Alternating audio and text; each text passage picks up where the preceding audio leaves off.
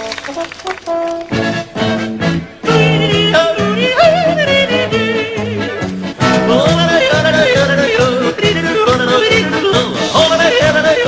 there, boys and girls. Welcome to another episode of Sorry If I Bit When I Speak. Today's episode, we want to talk about the Bengals' recent performance against the Pittsburgh Steelers. Yeah. Not surprised, man. I'm not surprised. It's typical Bengals, they had Bengalitis, so to speak. You have the Steelers, okay? So the Steelers, I mean, they're not that great of a team, but they looked so great. I mean, you had the Bengals making early mistakes early on, rookie mistakes. Dalton, the guy, I mean, he did, okay, fine, I'll give you that. He looked okay at the end, but, I mean, the guy looked like a cold fish early on in the game. He was 25 for 44. He had what, 230 yards. I mean, that's good for golf, but not for being a quarterback in the football, National Football Association or whatever.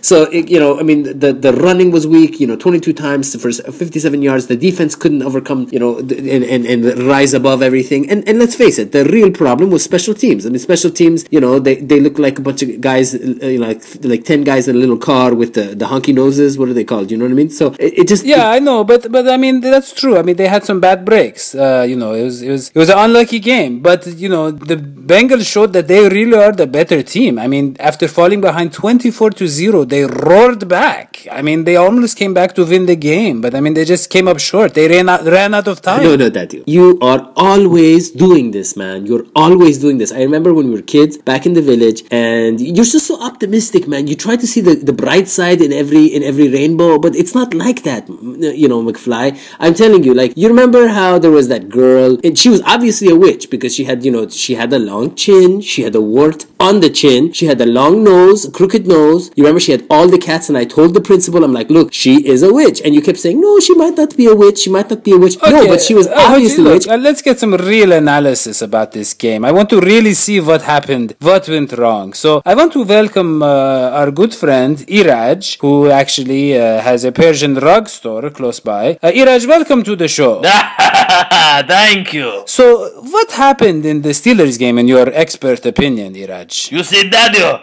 the key to every game is the playing surface. Bengals have fared well at home, but not so much on the road. Why? Well, let's take a look at the 5 losses on the road this season.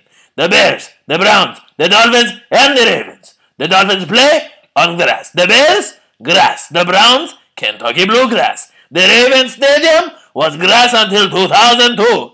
Now it's Sportexe Momento 51. Steelers game, grass as well. Of course they were going to lose. The Bengals, when they play on turf, are 8-1.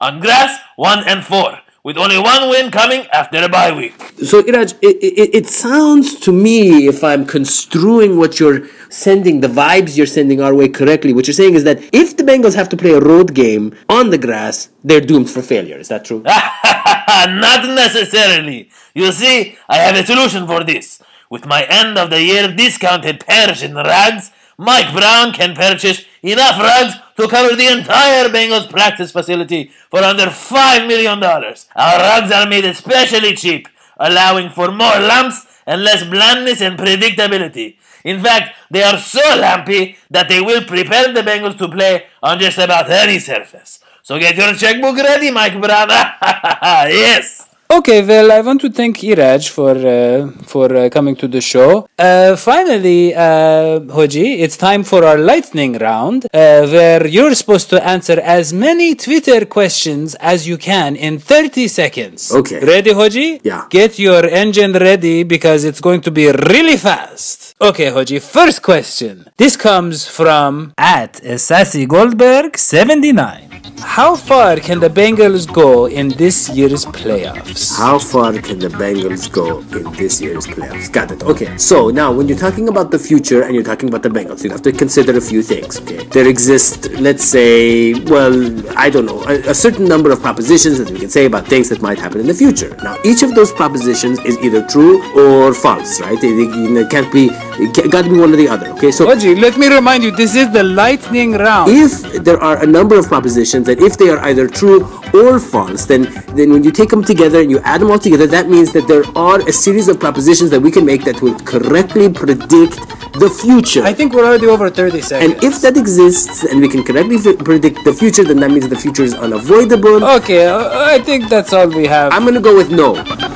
Oh, that wasn't the question, but that's okay because we'll get back to the lightning round next episode. Thank you, boys and girls, for listening to Sorry If I Spit When I Speak. This is Daddy McDuck, and I'm joined by my co-host Hoji, the electric smoochie. We never could have come this far.